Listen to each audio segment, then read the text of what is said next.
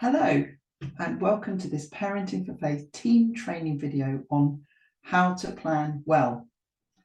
When you're on team, you may find that from time to time you're asked to lead some or part of a session.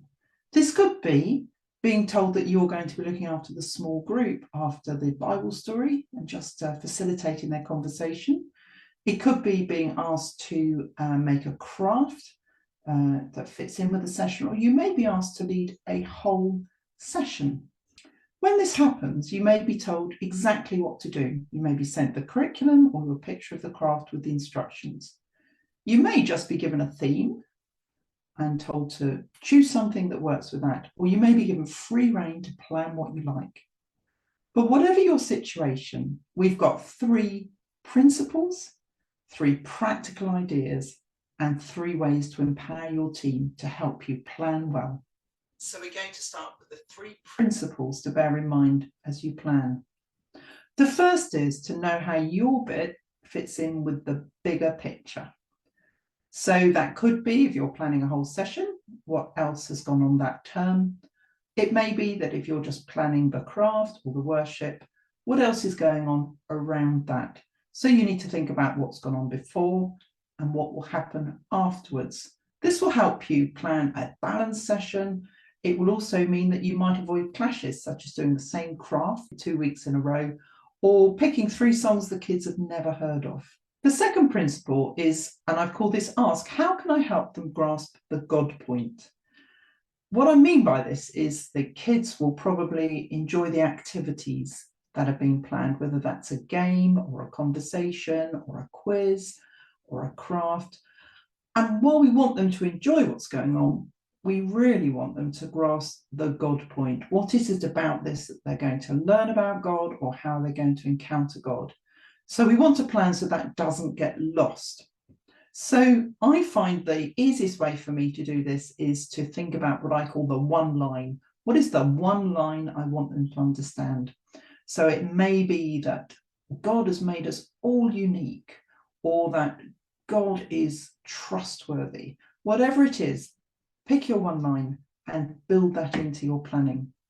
So let's imagine 3 scenarios. We have Bill, who's been asked to create a craft for the story of the lost sheep. We've got Paula, who is going to plan the songs for worship that week. And the theme of the day is God is powerful. And we've got Andy, who's going to interview Jim. And Jim has got a story about how he's had a really tough time in his life and who God was in that. Now, as Bill, Paula, and Andy plan their session, or their part of the session, they're going to think about, how can I help the kids grasp the God point, if you like. Well, Bill's decided that his God point is that if the kids ever feel lost, God will never stop looking for them. So he decides to add to his little model of a sheep a sign saying, God found me. Paula wants the kids to remember that God's powerful, so she deliberately chooses 3 songs which have a theme of God's power. And Andy wants the kids to understand that if we have a tough time, God's there for us too. So she chooses to introduce Jim by saying, Jim's here today to talk about a really tough time in his life and the difference God made. So that's principle number 2, work out your God point and build that into your planning. The third principle, if you like, is to think about, how can I create an opportunity for the kids to encounter or engage with God in this activity? So how can we make it personal for the kids, give them a chance to connect with God or discover something more about God as a result of what you're doing? So, for example, Bill and his sheep, he decides to have a little chat with the kids as they're making their sheep, and to say, oh, I wonder what you think God would have said to that lost sheep when he found them. Just giving the children a chance to reflect on how God feels about people who are lost. Paula decides that at the end of worship, she's just going to say to the kids, let's just stop, be quiet for 20 seconds. And it's an opportunity for you to tell God how you feel about him being so powerful.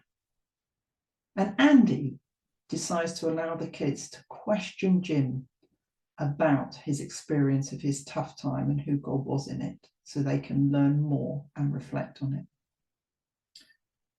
Alongside our 3 principles, we've got 3 entirely practical things to think about as you plan, because we want the sessions to go with a swing. We want them to work well. The first is to work out your timings. Is there enough time for everything you want to happen in your bit to happen? Say you've got 10 minutes for a game. Now, I've fallen foul of not remembering how long it can take to gather children, put them into teams and explain the rules. So just work out how long is it going to take them to move to a new area or put on their aprons or regroup into groups, and work out so you've got enough time to do that and achieve the bit you've planned for your session. The second thing is to keep the pace moving. Children's attention spans can be quite short, and we don't want them to zone out. A quick rule of thumb is that children can concentrate for about 2 minutes more than their age. So if you've got a bunch of 5-year-olds, 7 or 8 minutes might be the maximum they're ready to concentrate for. A group of 13-year-olds maybe go up to 15 minutes. Just bear that in mind. There will always be some things that don't fit in with that rule, but it's a good rule of thumb. The second thing is to plan for flexibility. Things don't always go to plan. I bet you already know that. Timings, particularly with Sunday morning groups, may be determined by the Sunday service as much as anything else. So you just need to bear that in mind. Think too about what will you do if the craft you've planned takes a lot less time than you thought it would. Could a kid make a second painting to give to somebody else? Could they help a younger child? Could they start on the clearing up? Just bear in mind what you're going to do if things take less time or more time, and build that into your planning. And I just say as part of this, don't worry if God takes over. You might find the children really engrossed in a conversation, or they are sitting and chatting with God. Don't feel forced to push them through and stop them and move on to something else if you feel that God is doing his thing. The third thing is to engage all learners. Educators talk about how we have preferences for how we learn. Some people learn best by hearing things, some by seeing things, and others by moving and doing things. And you'll have a mix of all the kids in your group. So try and find out what else is going on around your bit. If they've just been sat still for a long time, it maybe they need to be a bit more active, so that you engage all those different learning types.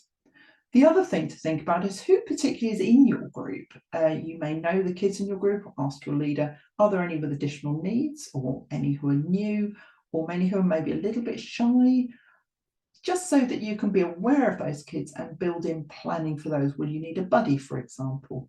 Could you pair up an older child with a younger new one? So just build in, how can I make sure that everybody in my group is going to engage as well as I can possibly make it? And finally, we've got 3 ideas to help you empower your team. I can imagine at this point, some of you are saying, I don't have team.